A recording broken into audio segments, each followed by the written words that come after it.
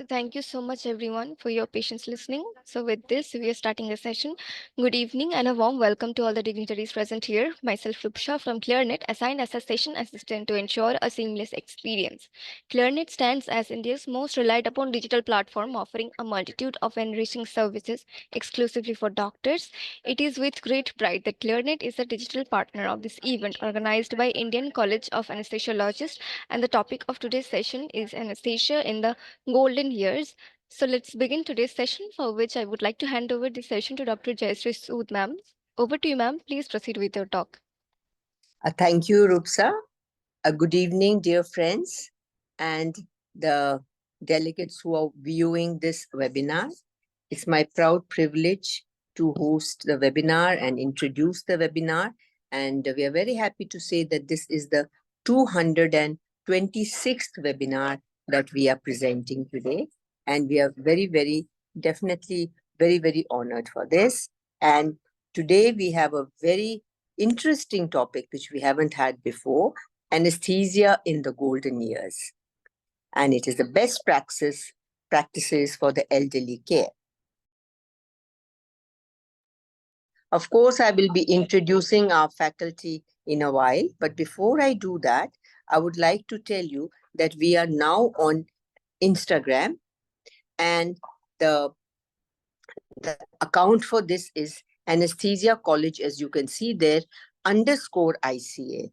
So by logging on into this account, you can see what are the activities that are going on in the college, the recent activities, past activities, and what are to follow.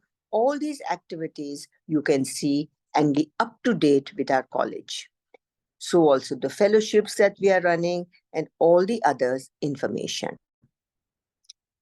A little bit, which I would like to tell you, although you have seen all the courses and all the fellowships that we are already running in our country, just to remind you, first of all, about this in December 13th, 14th, and 15th, there's the Critical Care Echocardiography, a CME workshop being held in Narayan Vidyalaya, Bengaluru. And you can all register and save these dates so that these workshop is very popular, and they're doing it every 6 monthly. And please do register and take the benefit of this workshop. Save the date also for onco-anesthesia fellowships, which are going to start in 2000 next year.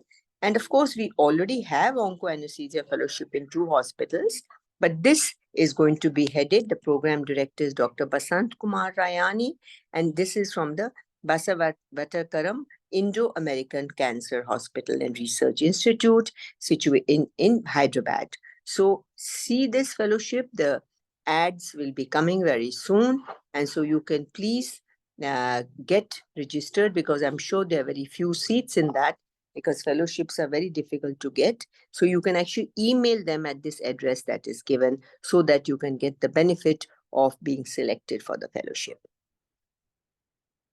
So coming to today, we have the anesthesia and the golden years, best practices for elderly care.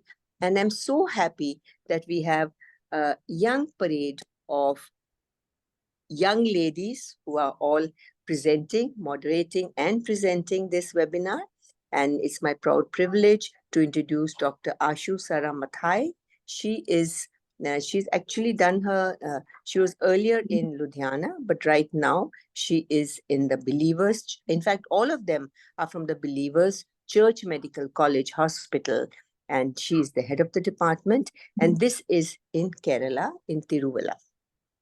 So she will be moderating, and we have very eminent, very young and very eminent speakers, because they are all doing the practice of geriatric anesthesia, and I'm sure we are going to really enjoy the webinar. So Ashu, please go ahead. Thank you very much. Thank you. So like I was sharing, this session will focus on key considerations that we need to keep in mind while managing elderly patients. And we brought a group of very enthusiastic young colleagues of mine who are going to be dealing with the preoperative assessment, understanding diastolic dysfunction, understanding 2 often key yet overlooked areas like frailty and polypharmacy, And finally, we'll be looking at the importance of preventing and diagnosing postoperative delirium. We are also going to be looking at strategies to minimize complications, improve recovery, and ultimately improve the overall outcomes for our aging patients. I look forward to a fruitful discussion and to learning together about how we can continue to enhance the safety and quality of care for this vulnerable population. So before we jump in, I have a series of pre-test questions. We have 4 MCQs, and I'd like you all to look at these questions and try and solve that. And we'll come to the answers at the end of the session.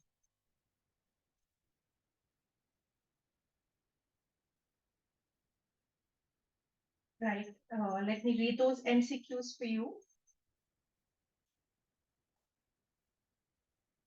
The first question is, the comprehensive geriatric assessment includes evaluation of which of the following components? 1, physical domain, 2, nutritional domain, 3, cognitive domain, and 4, all of the above. The second question, which of the following medications should be avoided in older adults due to the risk of C. difficile infection, bone loss, fractures? And the options are antidepressants, sulfonylureas, proton pump inhibitors, and first generation antipsychotics. The third question, a 72-year-old female underwent laparoscopic anterior resection under general anesthesia. She is a hypertensive on tab amlodipine 10 mg once daily. Her preoperative echocardiogram shows no regional wall motion abnormalities, concentric LVH, good LV systolic function, and an ejection fraction of 60%. However, intraoperatively, she has periods of hypotension, which was treated with crystalloid boluses. And at the end of surgery, she was extubated in the OR. But 6 hours after surgery, she develops labored respiration, a saturation of 90% despite oxygen, a pulse rate of 110 per minute, of the high blood pressure of 200 by 110, and basal creps on auscultation. Her 12-lead ECG shows sinus tachycardia, and the TROPHI results have just come back as negative. Which of the following statements do you think is true? 1, I must reduce preload with diuretics. 2, I must control the heart rate and maintain sinus rhythm. 3, I ought to treat hypoxia, shivering, pain, and anemia. 4, milrinone is preferred to treat diastolic heart failure. And 5, all of the above are important. Final question, which of the following best treats postoperative delirium in the elderly? Haloperidol, ketamine, dexmedetomidine, or non-pharmacological methods? So I hope you got those questions, and we'll be discussing all of those as the sessions go by. So we look forward to a great discussion and interactive discussion at the end. Right, so we jump on and move on to the first speaker of the day.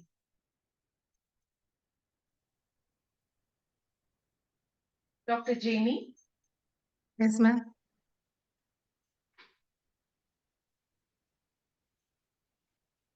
Dr. Jaimy Mathew is assistant professor in the Department of Anaesthesia, and her areas of interest are regional anesthesia, geriatric anesthesia, and obstetric anesthesia. She is a gold medalist in her MD anesthesia exam and is in charge of the Diploma of Anesthesia Technology course at Believers Church Medical College Hospital. Over to Dr. Jaimy Mathew, where she will be speaking on the preoperative assessment of the elderly patient, particularly the comprehensive geriatric assessment. Over to Dr. Jaimy. Thank you, ma'am. Am I audible? Yes, You are. yes. Yes. Thank please you. go. So first, today's first session will be on a perioperative comprehensive geriatric approach. So we'll be looking at them beyond the wrinkles and gray hairs. Coming to the introduction, as we all know, this population is aging and surgery is often necessary for older patients. So they approach us with some CA surgery for history of falls, some hip surgery, some replacement surgery, etc. And as we all know, they are accompanied by multiple chronic illnesses that limit their functional capacity and recovery. Despite all the advances in surgical and anesthetic techniques, geriatric patients have higher perioperative complications when compared to adults. So what are the hidden burdens they carry? So collectively, we can name it as geriatric syndromes. So they'll be on multiple medications, They'll be physically dependent on someone, some gait issues. Because of that, they will be falling frequently, cognitive issues, some organ issues, social isolation, ageism, stigma, nutritional issues, and sensory impairment, inability to see properly or hear or even chew. So, to provide an optimal care for the older surgical patients, it is very essential to conduct a thorough assessment of the individual's health status and to develop a plan of care during the perioperative period, not only to identify the deficits but also to address it. Coming to the definition of CGA, it's a multi-dimensional, interdisciplinary diagnostic process to determine the medical, physiological, and functional capabilities of a frail older person in order to develop a coordinated and integrated plan for treatment and long-term follow-up. So, as the definition states, it's a diagnostic process. It includes both evaluation and management also. So, when it is evaluated by a more intensive multidisciplinary program, it is known as CGA. And here it includes multidisciplinary team members, which can include a geriatrician, a nurse specialist, incorporate a dietitian or physiotherapist, pharmacist, and physicians from other departments also. So what are we assessing? Through CGA, we'll be assessing the physical domains, socioeconomic, emotional, mobility, psychological, and having a medication review. And based on those domains, we'll be creating a problem list, develop a personalized care plan, do the necessary interventions, and follow up them after the surgery also. So why we need a better model of care for older surgical patients? So the answer to this you will be getting at the end of the slideshows. So this is something known as an APPLE study. So APPLE stands for Aged Patient Perioperative Longitudinal Evaluation. So this is a framework of an APPLE. It consists of components, domains, goals, tools, benefits, and implementation. So this article came in BM's Geriatrics in 2021, which is quite interesting. So the APPLE study, it includes the APPLE components. So here there is pre-operative CGA meetings, which includes the multidisciplinary team meetings. We are going to optimize these patients pre-operatively, intraoperatively, and even post-operatively also, follow up and monitor. So coming to the domains, so the APPLE domains, we'll be looking at the physical function. So in the physical function, we'll be looking at the mobility, their balance, their strength, why they're falling frequently, the cognitive issues, their memory, attention, etc., their emotional well-being. So these people will be so moody, they'll be anxious, depressed, stressed, they will be socially isolated also. And nutritional issues, they'll be malnourished, some kind of nutritional deficiency, dehydration issues, etc. And they'll be on multiple medications, and we should have a detailed review. And for example, a history of allergy or any medicines are being duplicated, any interactions, prescribe the necessary medicines and de-prescribe the unnecessary ones. The surgical risk factors, this aspect we'll be looking at a daily practice, so I'll not be discussing it today. And these are the APPLE goals. So the APPLE study, they have some goals. So we'll be identifying the high-risk patients. So and we'll be optimizing them before the surgery, minimizing the complications. So idea is to have a better, good quality of life even after the surgery. So what are the tools or APPLE tools, we can name it? So the physical tools we'll be looking at the activities of daily living. So for example, these patients, there is something known as CAT index, where the basic care activities are looked into, like whether they are able to bath, dress, etc. And complex activities are looked at, for example, are they able to phone a friend? Are they able to shop by themselves, prepare food, etc. That is known as Lawton scale. And I'll be stressing on the timed up and go test, which is known as the TUG test, where we measure the mobility and balance, and slow time predicts increased risk of falls. So coming to TUG test, here the patient is sitting on a chair, and from sitting to standing, then he's told to walk out nearly 3 meters they'll be walking. And then there is a target area where they turn around, again walk in, and then again stand and sit. So this time will be noted. So if it is less than 30 seconds, it seems they have some balance issues. So more time means they have some balance issues and they can't walk outside alone and need a walking aid. So that is about TUG test. So why this is very important? There's something known as sarcopenia these age groups are facing. So they have decreased muscle mass, decreased muscle strength, Why means they are inactive. Basically, they are not moving. They have malnourishment and ageism per se, so leading to physical frailty. And the consequences are it's going to compromise their activities of daily living and their quality of life. So at an early stage, if we involve the physiotherapist, and they will improve, it will improve the musculoskeletal function and mobility. So for example, some kind of physical therapy, allow them to move, endurance training programs, which helps in their physical and mental endurance, some kind of strengthening exercise, some aerobics or resistance. There are this resistance bands available. And then the balance exercise and mobility exercise. Why this is very important? Because if we don't identify this physical frail patients, again after the surgery, they'll go on a home. We'll discharge them, they'll go home. Again, they're due to gait issues as they are physically frail. So they're going to fall again, acquire a fracture, come back to us for surgery, and after that, again fall. So this is like a vicious cycle. But if through CG approach, comprehensive geriatric approach, if we identify this physically frail patients, it helps in prevention and improves their quality of life even after surgery. The cognitive tool, this will be discussed later.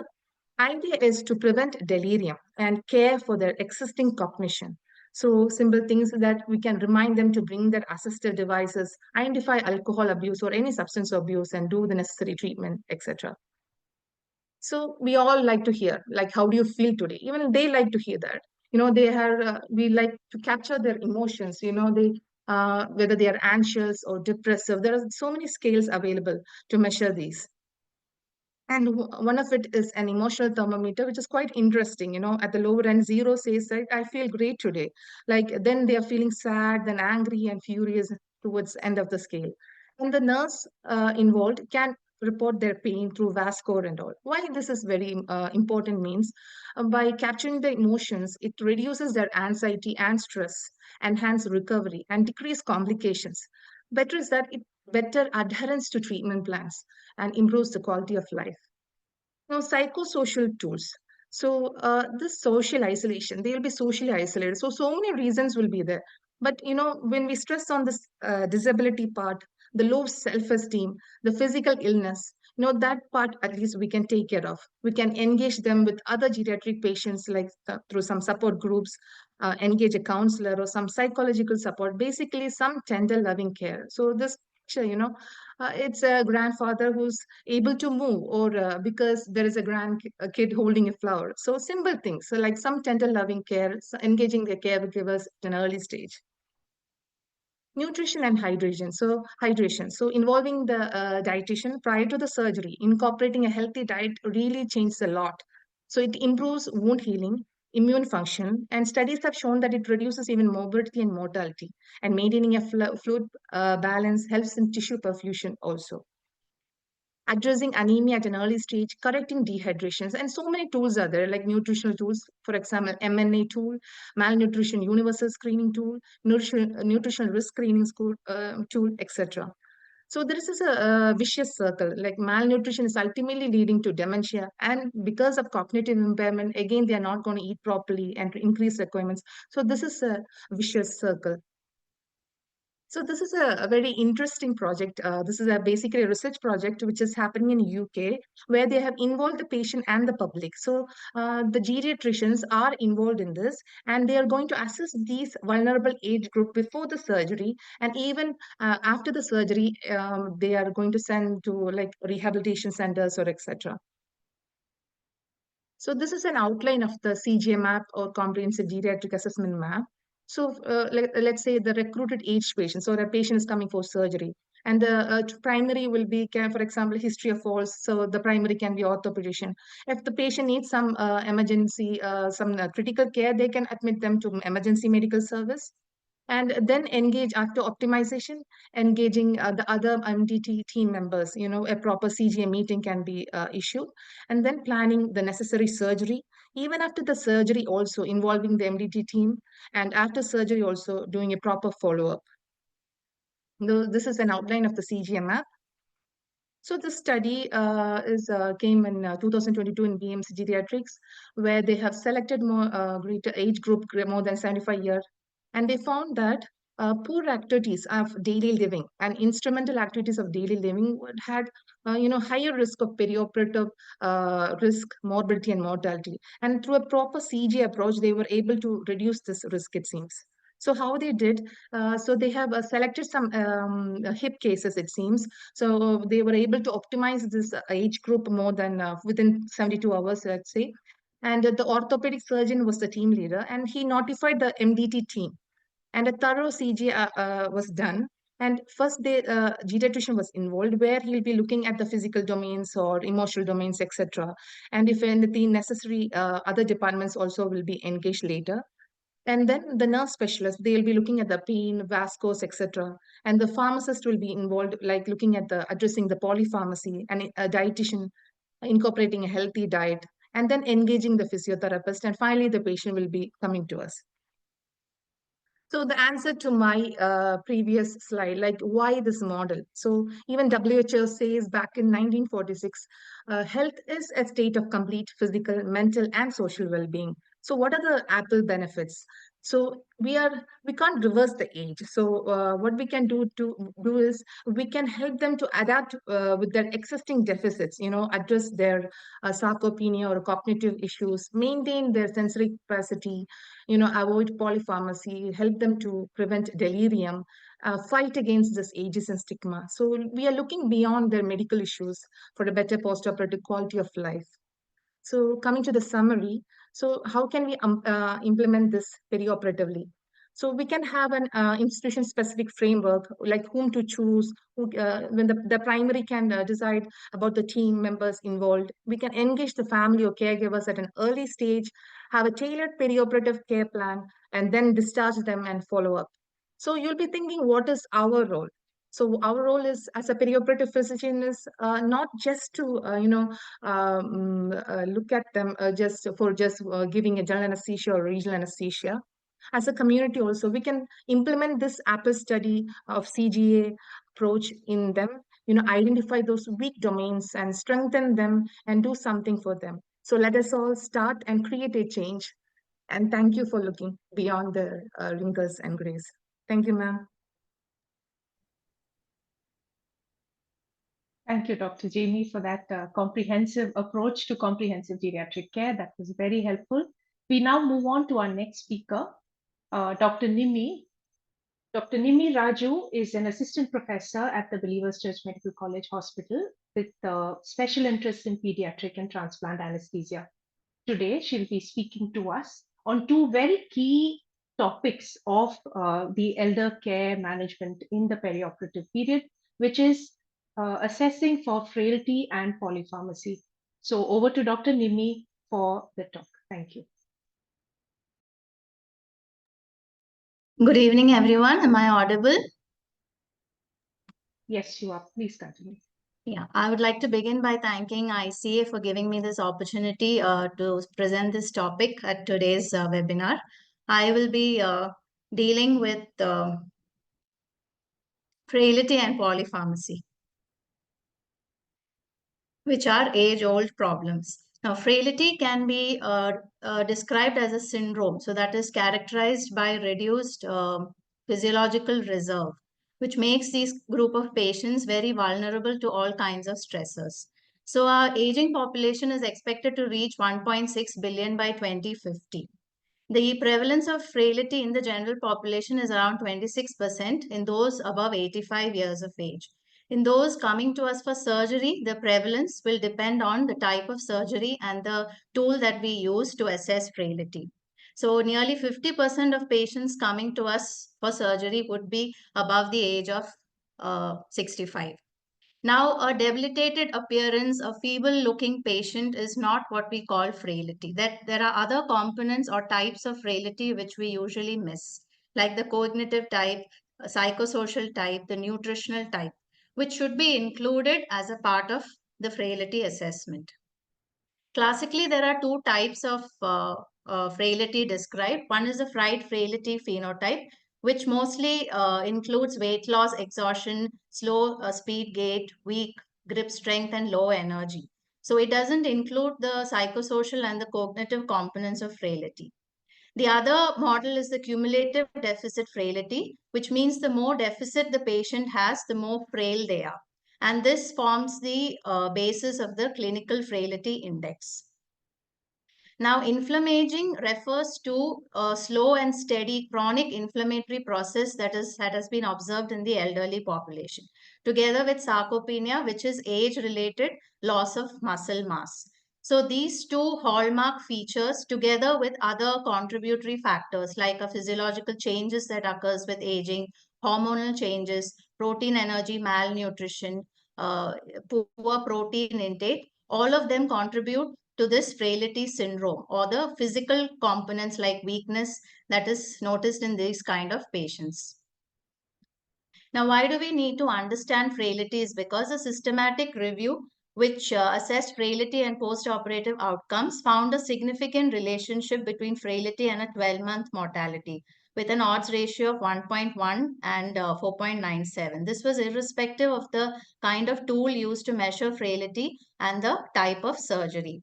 The same review also found a significant association between frailty and 30-day mortality with an odds ratio of 1.4 and 8.33. So the American College of Surgeons and the American Geriatric Society currently recommend evaluation of frailty in all patients who are older than 65 years. And Society for Perioperative Assessment and Quality Improvement also recommends that we do necessary interventions once frailty has been identified. Now, what is the consequence of frailty? These frail patients are at high risk of prolonged postoperative recovery and hospital stay. They are at more risk of unplanned ICU admission, and frailty is a very strong risk factor for postoperative delirium. The possibility of discharge to a skilled care facility is higher. There is a more chance of higher resource utilization. And a prospective cohort study done among 700 participants found that 1 in 5 patients with frailty are at risk of developing a new onset disability or worsening of a disability within 3 months of surgery. So frailty becomes an independent predictor for development of disabilities as well. Frailty is also a negative prognostic survival factor in patients with chronic kidney disease. And these patients are also more prone to blood pressure fluctuations, especially prolonged hypotension, because frailty is associated with cardiac autonomic dysfunction. Now, why do we need to assess frailty? Because assessment becomes the link between risk stratification and perioperative optimization. And it also improves predictive power when added to other risk scores. It's an independent prognostic indicator in the ICU. It helps us to make an individualized care of plan for every patient, and it helps to improve the consent process as well. There are more than 40 instruments that are available to measure frailty, but the association of different tools with outcome, there is not much of a difference.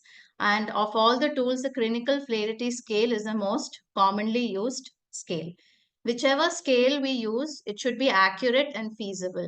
And this systematic review of 45 studies that used nearly 35 different instruments found that the clinical frailty scale has the most strongest association with mortality and discharge not to home, and also had the highest measure of feasibility. So there are 9 categories with a score of 5 indicating that the patient has mild frailty and they need help with high order of daily activities of living, with a score of 8 suggesting that they are completely dependent for personal care. Now, once we've identified frailty, does it help? Can we modify it or can it be reversed? I would like to explain with the help of a case study. This is a 66-year-old female who was posted for a right hemicolectomy for advanced CA colon and liver mets. She had undergone a colonic stenting for obstruction 10 weeks back. She was just described as frail in the PAC and had a weight of 36 kilograms. She had to undergo a 3.5 hours procedure with resection of spleen due to adherent tumor, and she was returned to the ward for routine post-op care. But 24 hours later, she became oxygen dependent and developed pneumonia. So what went wrong? I think in this particular case, there was no complete risk stratification done. And definitely there was no pre-operative optimization done. So like already mentioned, we can follow the POPS model, which is the proactive care of the elderly who undergo surgery. So this is a geriatrician-led multidisciplinary service provided to patients who are undergoing surgery. So all those who are above 65 will need assessment for frailty. And once we assess frailty, they have to undergo a comprehensive geriatric assessment. And like I said, it's not just the physical component, the nutrition, the mental health, the cognition, everything has to be assessed and a risk stratification has to be made. Once the risk stratification is done, then we can address or we can plan their treatment. It can be individualized, but there are certain points which has to be followed or can be followed for most of the patients. Like preoperatively, this patient could have been given a good nutritional assistance, especially protein. A high protein and a high calorie diet is recommended with low fat and moderate carbohydrate. And the protein recommendation is 1.5 grams per kg per day.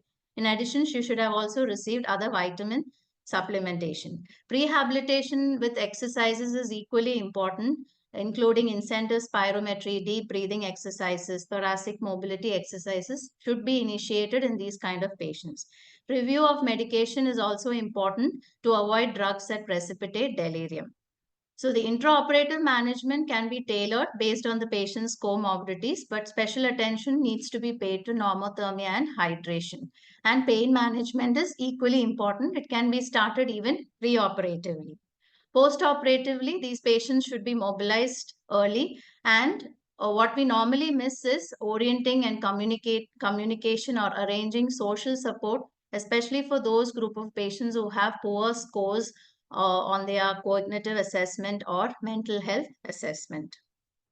And at any point, we can also incorporate one or more components of the ERAS or the Enhanced Recovery Pathway Protocol. The National Confidential Inquiry into Patient Outcome and Death was done in 2010, but that was regarding geriatric deaths and outcomes. So they have identified and suggested that comorbidity, disability, frailty all need to be identified as independent markers of risk in the elderly. And it should be a multidisciplinary approach with early involvement of the geriatrician. Moving on to polypharmacy. Polypharmacy can be defined as use of more than 5 medications, but it also includes medications that are not indicated or not effective are also considered as polypharmacy. And almost 40% of adults over 65 are on 5 or more medications. Now, what are the problems of polypharmacy? Most common is potentially inappropriate medication with a 20% prevalence. The incidence of adverse drug events is around 40% in the hospitalized elderly group, and most commonly implicated agents are anticoagulants, NSAIDs, cardiovascular medications, diuretics. Then drug interactions. Prevalence of drug interactions is also almost 80%. Cardiovascular agents are the most commonly implicated, and most common drug interaction related adverse events are delirium, hypotension, and acute renal failure. Polypharmacy is an independent risk factor for hip fractures. So falls are a very common problems associated with polypharmacy. Urinary incontinence, again something which we miss. Nutrition, most of the patients, nearly 50%, taking a lot of medications, more than 10 are found to be malnourished. Then there is an entity called prescribing cascade where you prescribe a second medication to treat the unrecognized side effect of the original medication. Medication non-adherence is a problem, especially if there is a visual or a cognitive decline that is involved, and a 30% increased healthcare costs. Now, this is a population-based cohort study, which basically showed that the cost of care, the in-hospital complications, the rate of readmission, and the possibility of institutional discharge is much higher in those with polypharmacy compared to those who have no polypharmacy. This is another article that came in the British Journal in 22, which showed the association of polypharmacy with the functional decline, and they found that the cardiovascular drugs, CNS drugs, and proton pump inhibitors were associated with a 12-month functional decline. In addition, we also have some drugs which we routinely use in the elderly, like antihistaminics, antipsychotics, antidepressants, which have a high level of anticholinergic activity. All this predisposes to delirium. Then another retrospective population-based study has also shown that pregabalin and gabapentin can also cause post-op delirium. So how do we go about it? Yes, we have to take an accurate detailed medication history.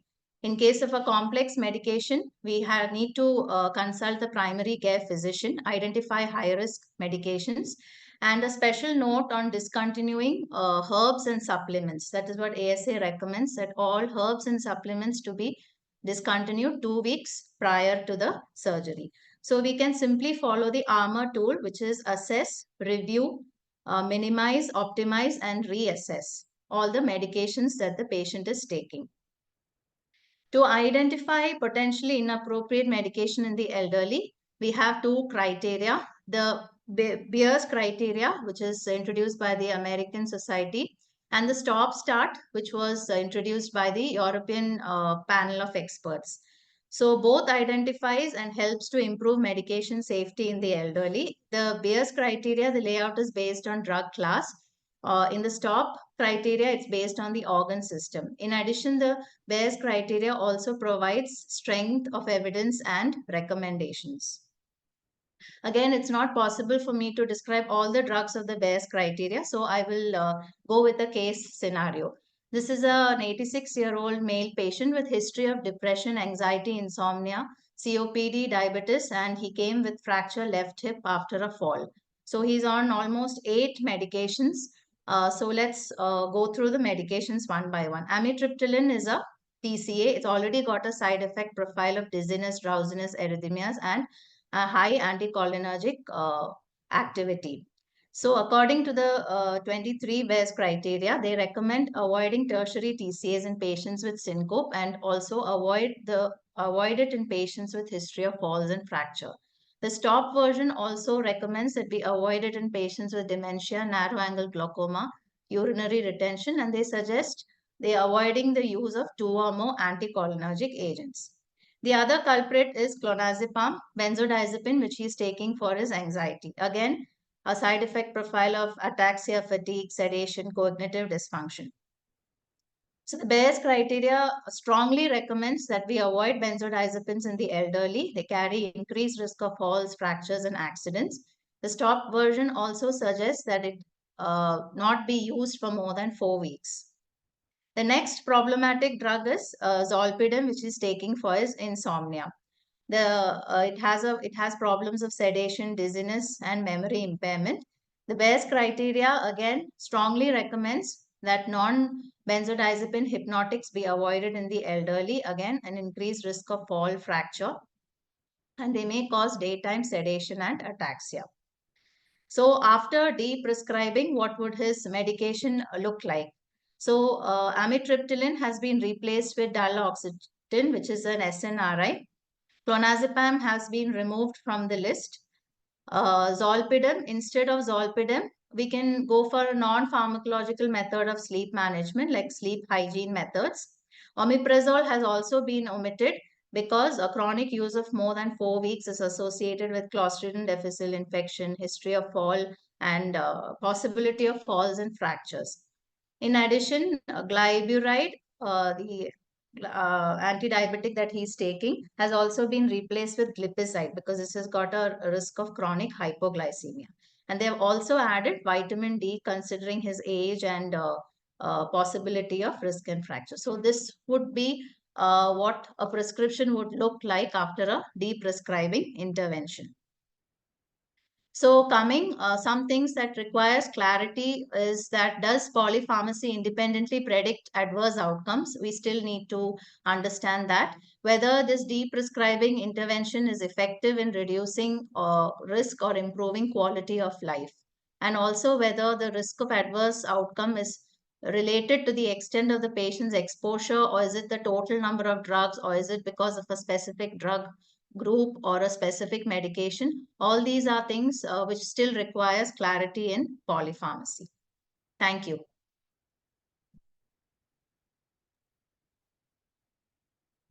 Thank you, Dr. Nimmy, for that excellent presentation. Both frailty and polypharmacy are gaining increasing importance. In the 2024 ASA, the ACC AHA guidelines for management of elderly patients undergoing non-cardiac surgery in terms of the cardiac outcomes, emphasize that frailty should be assessed in high-risk patients. And it is now come under the guidelines of the ACC-AHA. So thank you very much, Dr. Nimmy. And we move on to the next topic, which is assessing diastolic dysfunction in the elderly population. This talk will be presented by Dr. Gincy and Lukachan. Dr. Gincy has, after completing her MD in anesthesia, has done a fellowship in perioperative care anesthesia from the University of Toronto and has also cleared EDEC. Key areas of interest are quality improvement, regional anesthesia, acute pain services, and ERAS in major surgery. So over to Dr. Gincy Lukachan for the presentation on diastolic dysfunction in the elderly.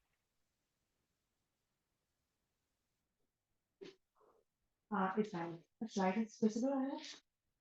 Yes, yes, please go ahead.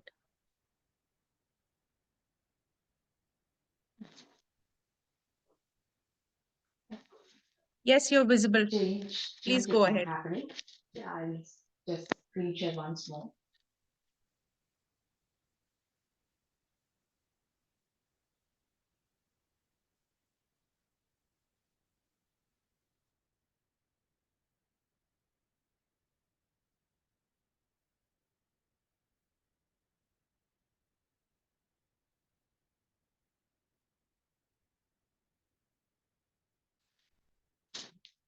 So, good evening all. My topic is about the assessment and management of diastolic dysfunction in the perioperative period.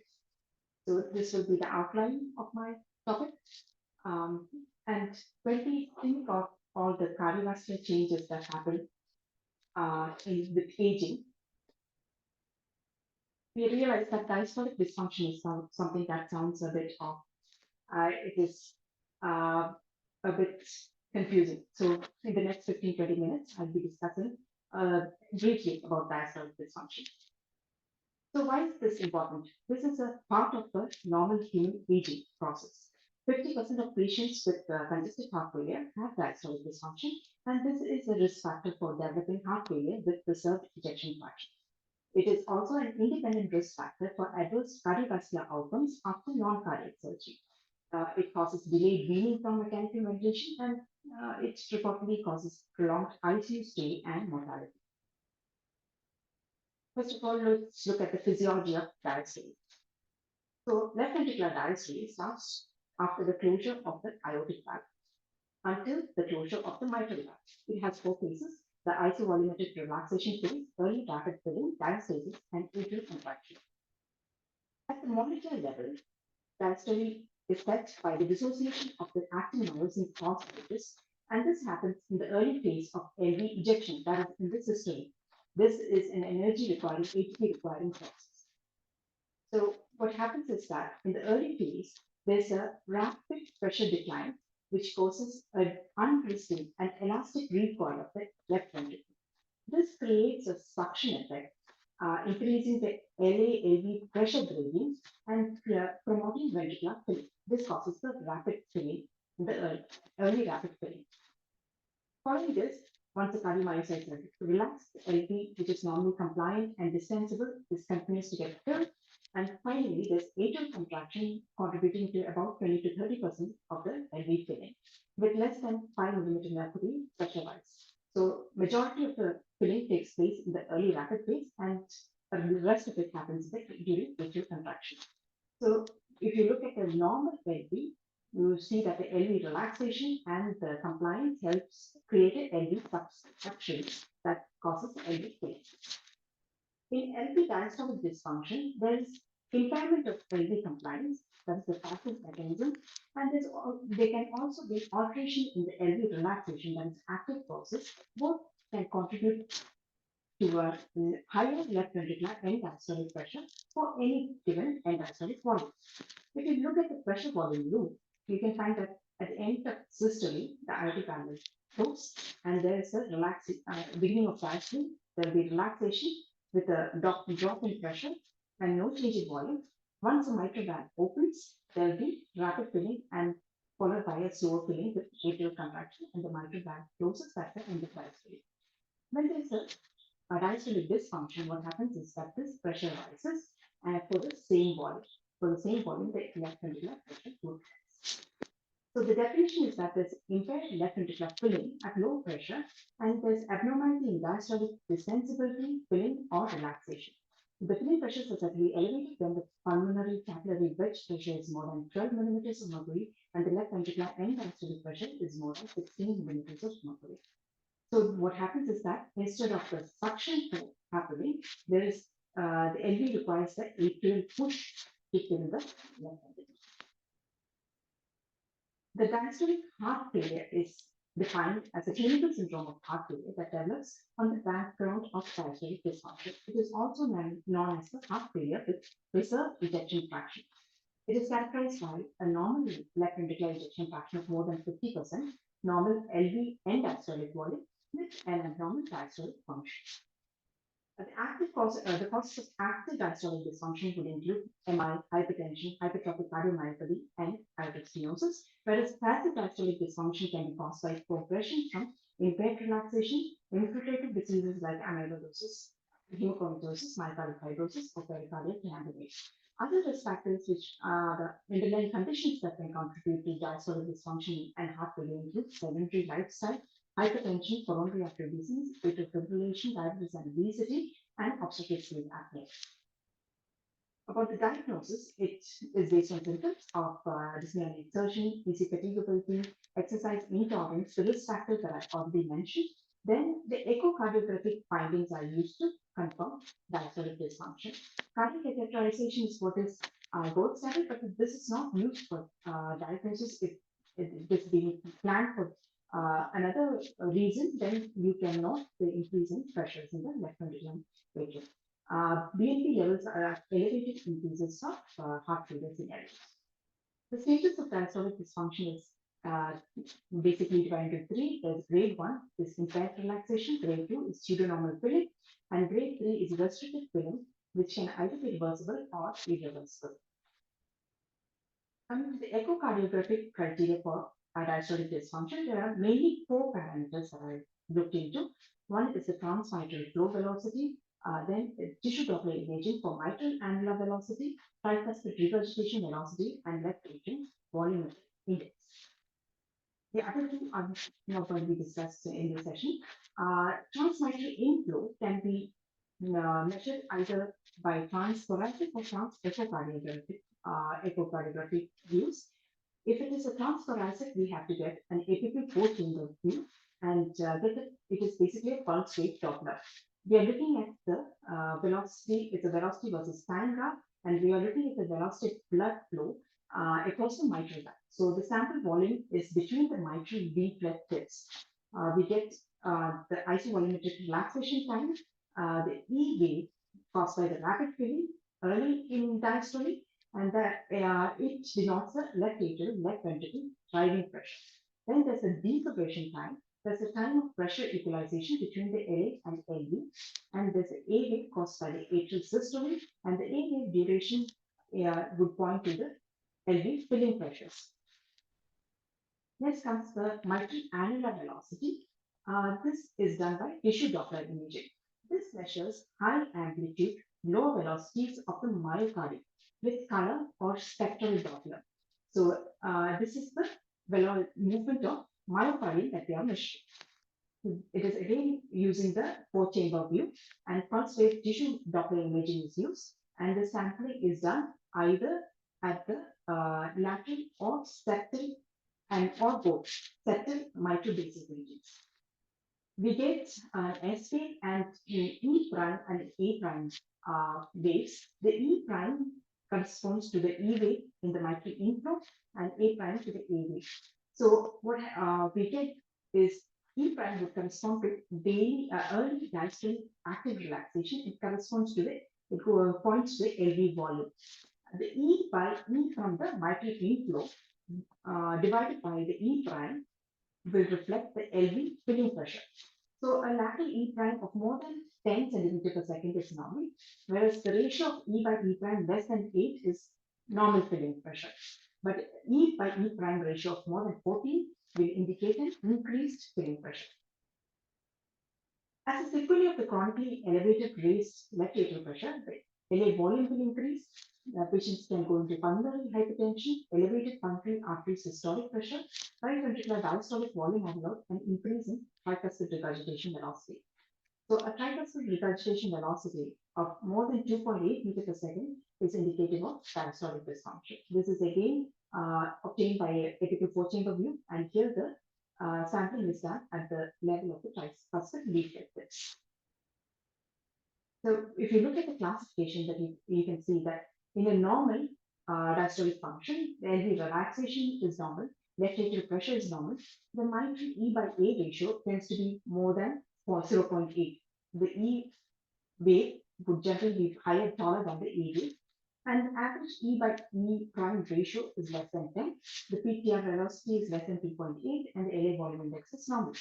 In grade 1, that is impaired relaxation, the LV relaxation is impaired, but the rest of the parameters are almost the same. But the E by A ratio tends to be less than 0.8. That is, E graph will be shorter than the A.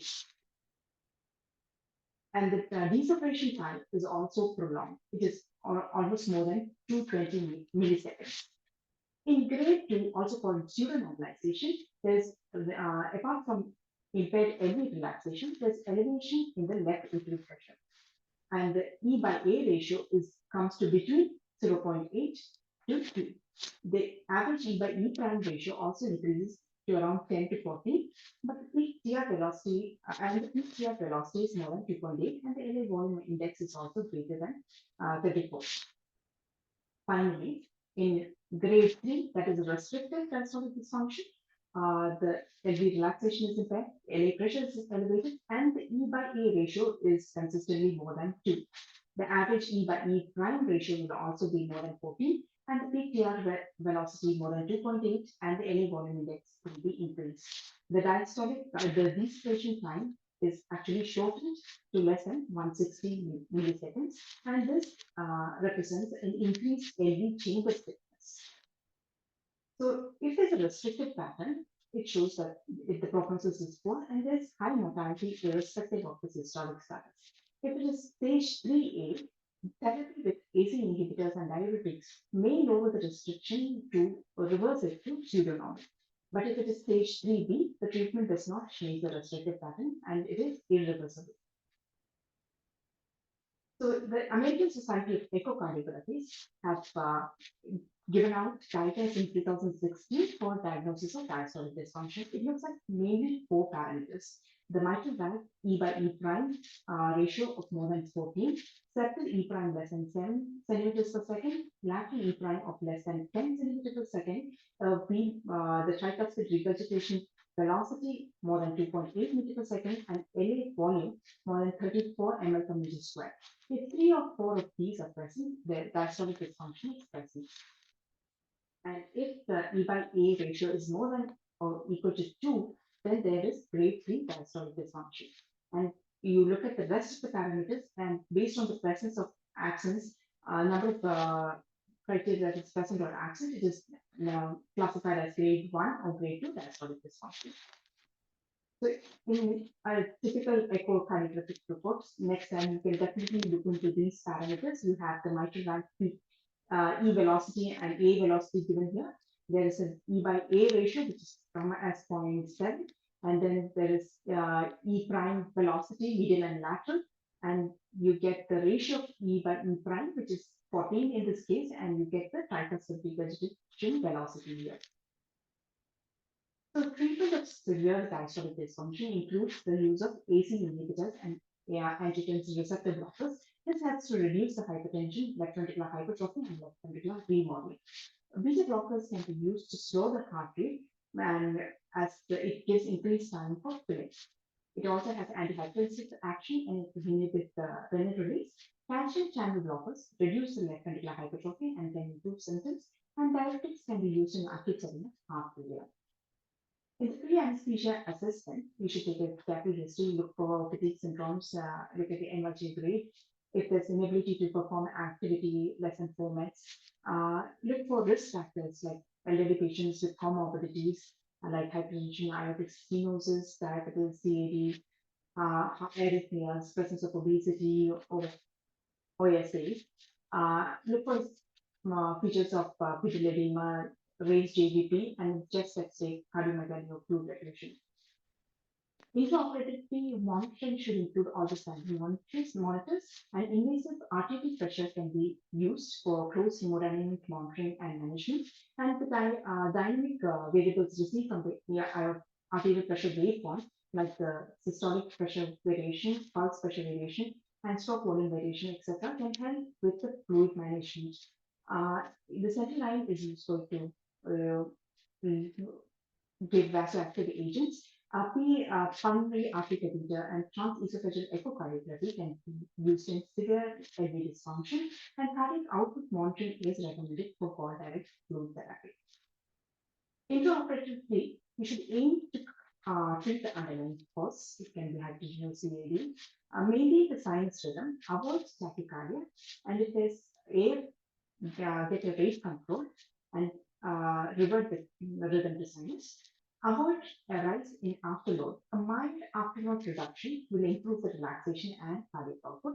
Ensure sufficient preload reduction. So you should avoid volume overload, and contractility should be maintained by inodilators if required, dobutamine or milrinone, and prevent and treat myocardial ischemia, and always aim to improve LV diastolic distensibility with lusitropic agents like milrinone, levosimendan. The main crux of the matter is that for a patient with diastolic dysfunction, there is a greater sensitivity to volume spikes.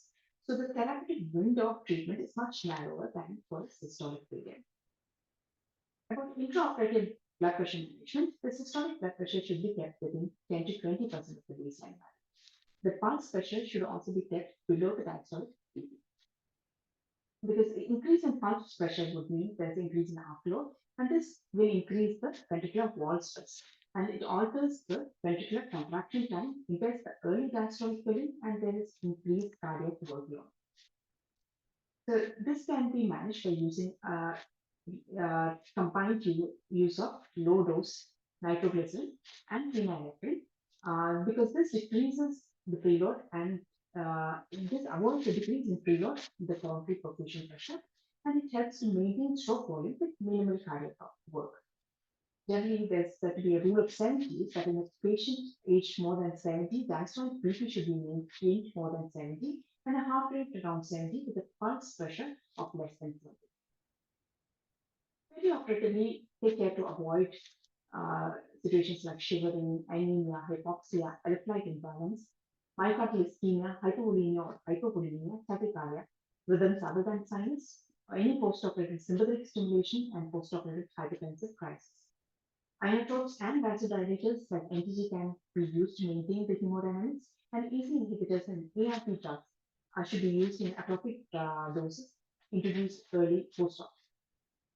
In the scenario of acute heart failure, heart rate lowering should be done with caution because it's more reliant on heart rate for modulation of the cardiac output. And if there's AF, always make return of sinus rhythm a priority. Ventricular inotropy, that is contractility, and lusitropy, that is relaxation, is physiologically coupled. So any inotropic drugs can also tend to improve lusitropy, and the ones specifically that can be used is milrinone or levosimendan. So to conclude, diastolic heart failure is a common pathology naturally, and there's a high risk of perioperative morbidity and mortality in such cases. Always be on the lookout for risk factors like obesity, long-standing hypertension, diabetes, ischemic heart disease, or OSA. And symptomatic treatment should focus on the reduction in pulmonary congestion and the improvement in LV filling. Volume status and hemodynamics have to be carefully managed in the perioperative period. And any acute diastolic heart failure should be suspected early and treated accordingly. Thank you. Thank you, Dr. Gincy, for that excellent presentation. And we hope to take the questions at the end of the session. Moving on to the fourth topic, which is on postoperative delirium, assessing and managing. Over to Dr. Litha.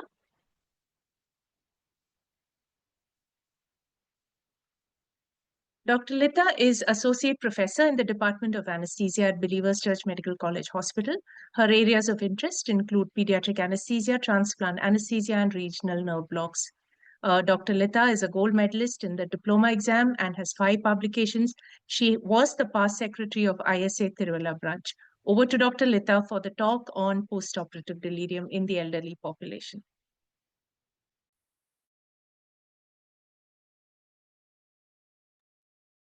Thank you, Dr. Ashu. Am I audible? Can you Yes, hear? you are. Yeah. Okay, thank you.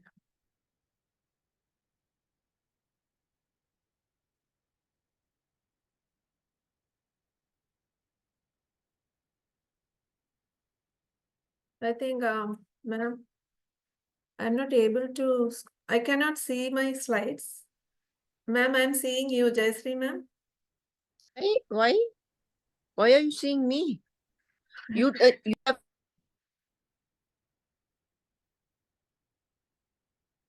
Yeah, we'll just sort it out.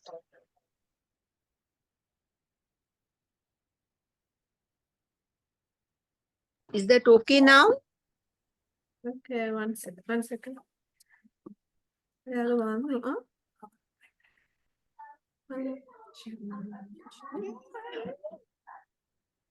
your screen sharing വരുന്നുണ്ട്. I think you have to share. Yeah, Share. yeah. Okay, thank you. Yeah, that's fine.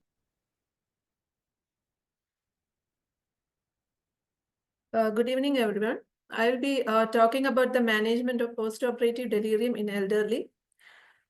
So first, we will go through some terminologies and definitions. First one is PND, that is perioperative neurocognitive disorder.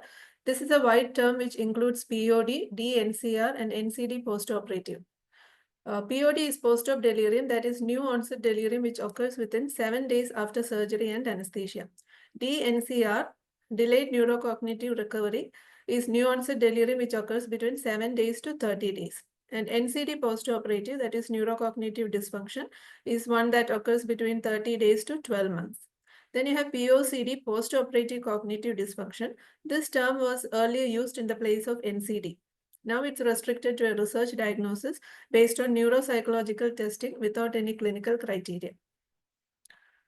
So looking at this chart, on the left side, you have the older terminologies, and on the right side, you have the recommended newer ones. So pre-CI is pre-existing cognitive impairment. That is the baseline cognitive dysfunction. Then the patient undergoes anesthesia and surgery, and if he develops delirium within the 7 days, that's called delirium. Beyond 7 days, it's called POCD. And beyond 1 year, it's either called POCD or dementia. Coming to the newer definitions, the pre-existing cognitive impairment is now called NCD, mild or major. And within 7 days, the patient develops delirium, it's POD. Within 1 month, it's DNCR. And within 1 year, it's NCD, postoperative. And that's again divided into mild, which is called MCI, that is mild cognitive impairment, and major, that is called dementia.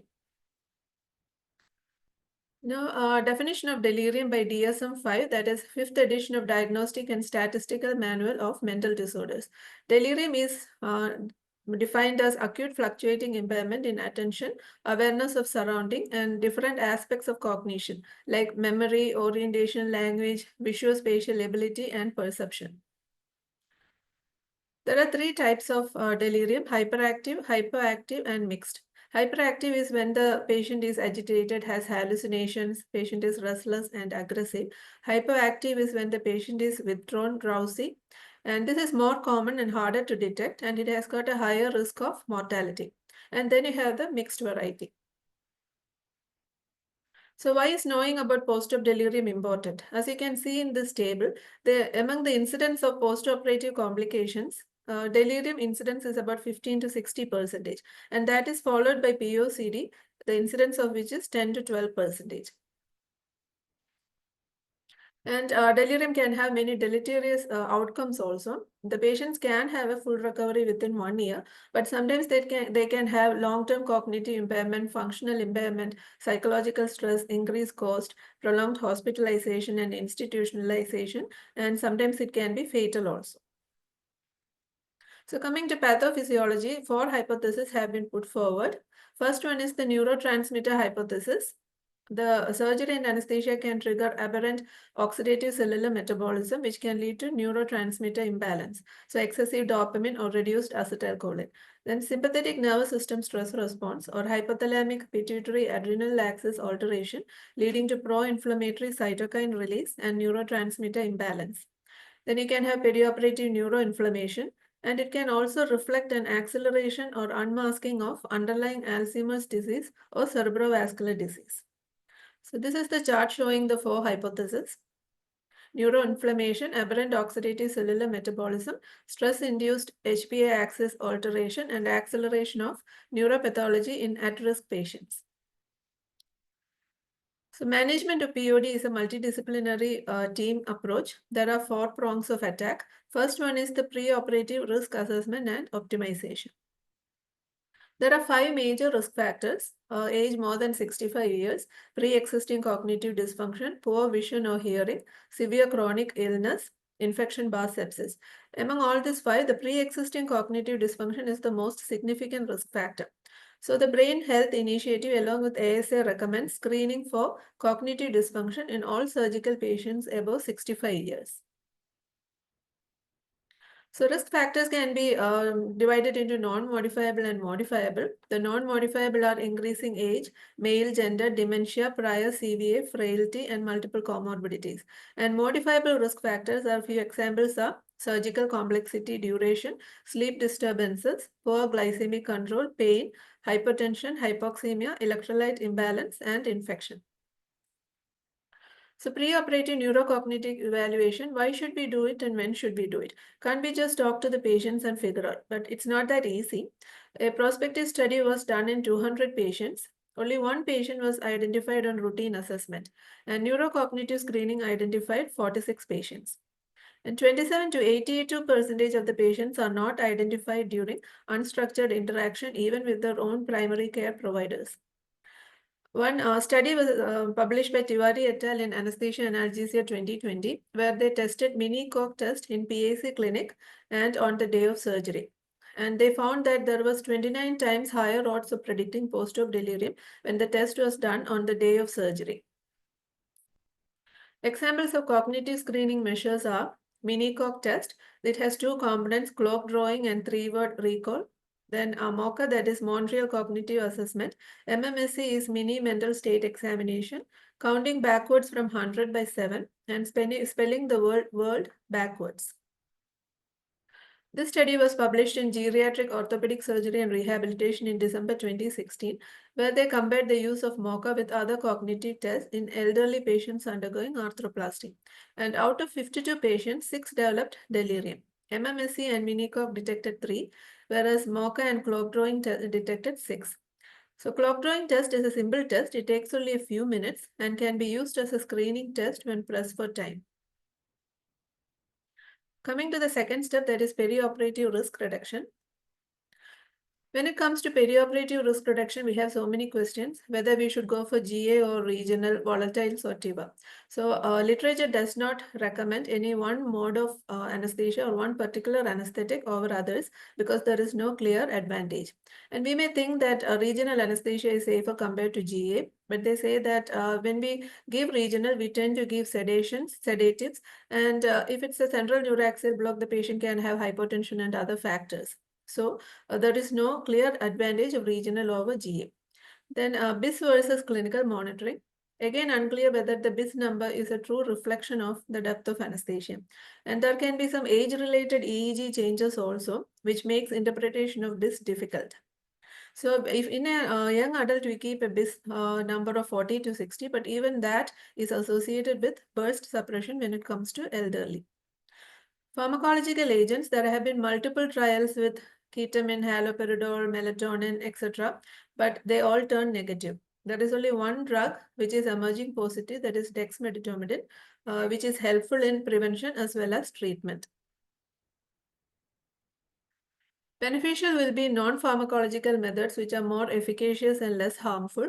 And there is a clear association between intra-op hypertension and post-op delirium. So maintain BP within normal limits. And dosing of anesthetic agents should be age-adjusted. And prehabilitation with preoperative cognitive exercises is definitely beneficial. The 5th International Perioperative Neurotoxicity Working Group brought out some recommendations for postoperative brain health. Avoid centrally acting anticholinergics, benzodiazepines, meperidine, and other drugs like first-generation antihistamines, phenothiazine-type antiemetics, antispasmodics, anticholinergics, antipsychotics, benzodiazepines, steroids, H2 receptor antagonists, metoclopramide, meperidine, and skeletal muscle relaxants.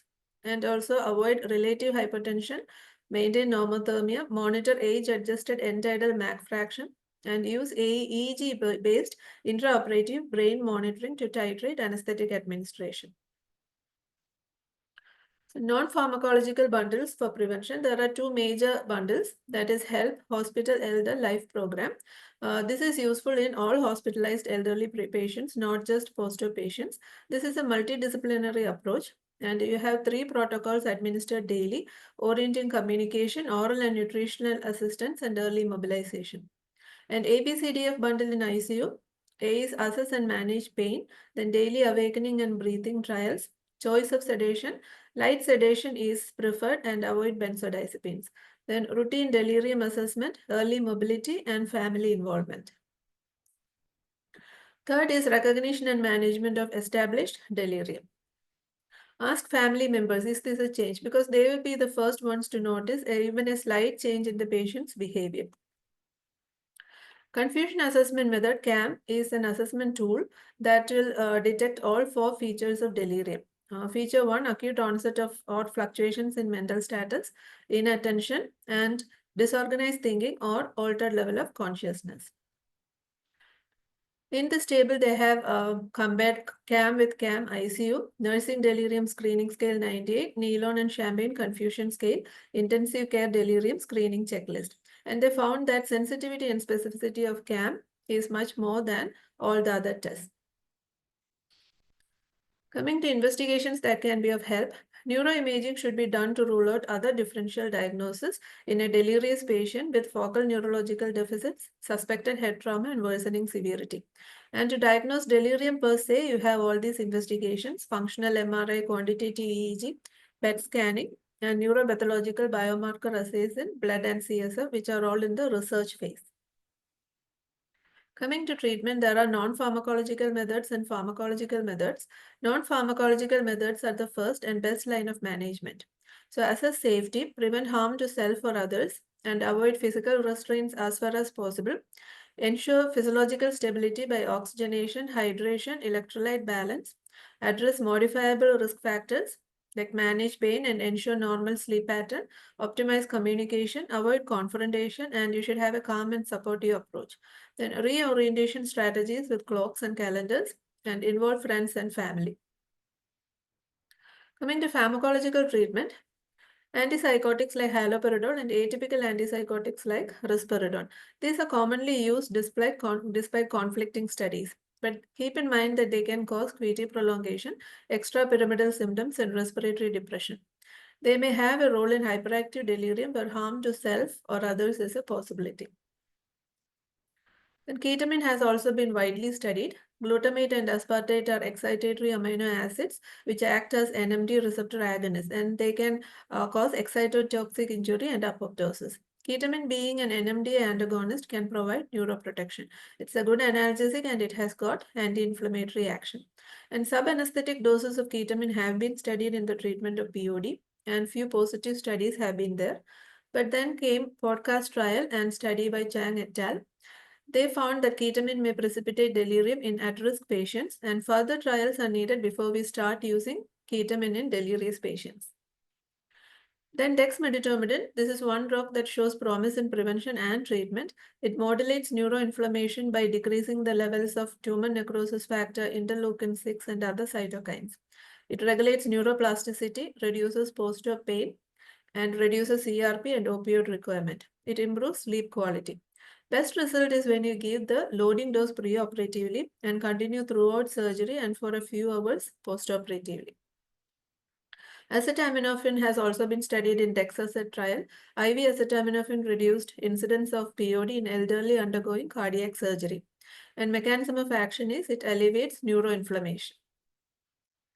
The magnesium sulfate has also been studied. Mechanism of action is NMDA receptor antagonism, analgesic and opioid sparing effect. 30 milligram per kilogram in the first hour of surgery, followed by 9 milligram per kilogram per hour. Up to completion of surgery, reduced incidence of POD.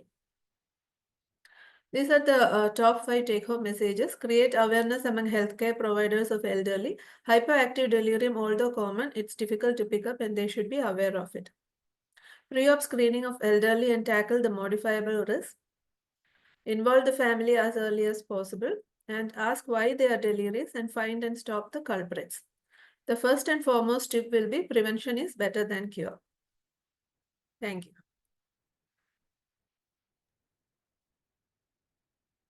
Thank you, Dr. Litha, for that excellent and very detailed talk on postoperative delirium.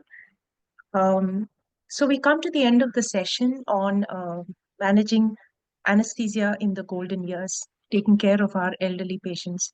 The session is now open for questions from the audience.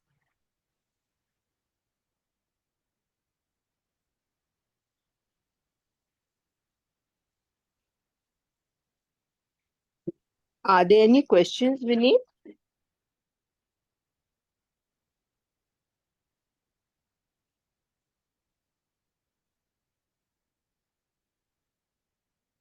Rupsa, are there any questions?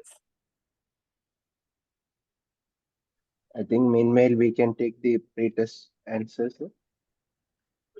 Sure, So we can Sanish? discuss, yes, we can discuss the pre-test answers.